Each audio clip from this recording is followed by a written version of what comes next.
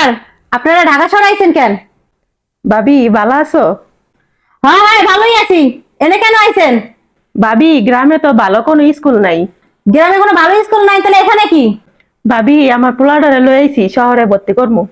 শহরে তো তোমার পোলারে নিয়ে আইছো, স্কুলে ভর্তি করবা, টাকা পাবা কোথায়? আর তোমার পোলা থাকবো কোথায়? এটা কি কইলা ভাবি? তোমার কাছে থাকবো? এগুলা কি কও? তোমার পোলা আমাদের বাড়ি থাকবো? এটা কেমন কথা বলা ভাবি? এটা আমার ভাইয়ের বাড়ি, এটা ওর মামার বাড়ি, ও থাকতে পারবো না? আমার বাড়ি কোনো এতিমখানা না, যে আইবো সেই থাকবো। কেমন কথা বললা? এটা আমার ভাইয়ের বাড়ি, এটা আমার বাবার বাড়ি। তাতে কি হয়েছে?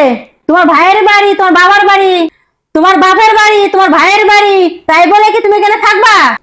আমার বাড়িতে কোনো থাকা চলবে না, যেদিক দিয়ে এসো এদিক দিয়ে যাও গা। ভাবি এটা আমার ভাইয়ের বাড়ি, আমার ভাইয়ের ফোন দিয়ে আসতে বলছে তাই আসছি। আমি ভাইয়ার সাথে কথা বলে তারপর যাবো। তোমার ভাই কি বলবো? এটা আমার বাড়ি, আমার বাড়িতে কোনো অকিন্নি ফকিন্নির কোনো জায়গা নাই। যেন থেকে আইছো এনতে তুমি রাস্তা মাপো। ভাত খাইতে ভাত পায় না, পোলাপানের লেখাপড়া করাইবো। এটা কেমন কথা বললা ভাবি? আমরা গরিব, তার জন্য কি আমার ছেলেকে লেখাপড়া করাবো না? তুমি তো জানো ভাবি আমার স্বামী নাই, তাই আমার ভাই বলছে ওকে শহরে নিয়ে আসতে। ও, এর লেগে পোলা নিয়ে শহরে আইছো?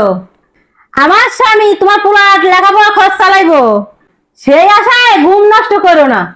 জেন দিয়েছে সেন দিয়ে যাও। শয়তানের বাচ্চা আজকে বাসায় আসুক, আর বোনের লগে তলে তলে এত কথা বলে। বাবারে বাবা, কি বলে এগুলা?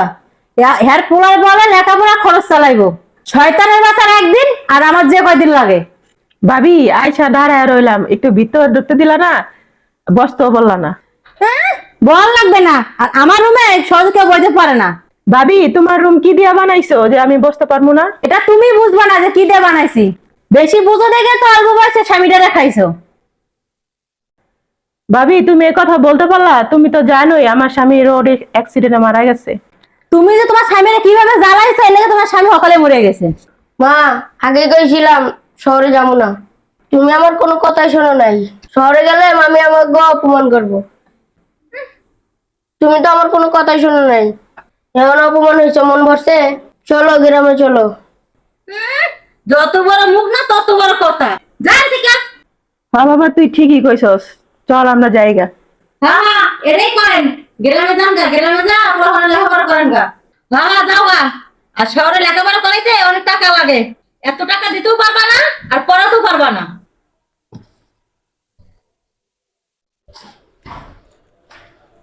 গেছে ভালো হয়েছে, ও কিন্নি ফকিন্নি আমার বেটায় ওড়ে।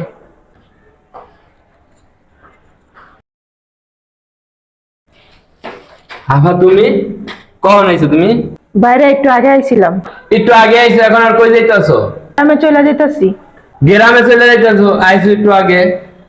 কি করবো, তোর বউ আমাদের অপমান করে বাসা থেকে বাইর করে দিছে। কি আমার বউ তোমাকে অপমান করে বাসা থেকে বের করে দিচ্ছে?